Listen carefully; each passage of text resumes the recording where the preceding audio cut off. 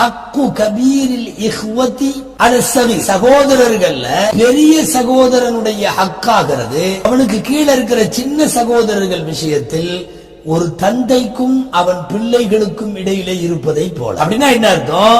மக்களை ஒரு தந்தை எப்படி குடும்ப தலைவராக இருந்து பார்த்து நல்வழி நடத்துவாரோ அது மாதிரி சகோதரர்கள்ல மூத்தவன் அந்த பொறுப்புக்கு வருகிறான்.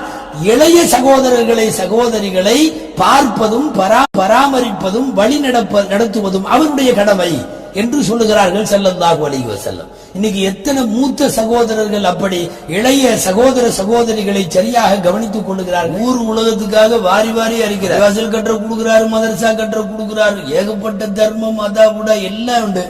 சொந்த அக்கா தங்கச்சி எல்லாம் கூட தேவையில் இருப்பாங்க, அவங்களெல்லாம் கட்டுக்க மாட்டார். அக்கா கையில 5000 ரூபாய் கொடுத்துட்டு அந்த ஊர்ல உள்ள தான தர்மத்துக்கு 50,000 ரூபாய் செலவழிப்பார்.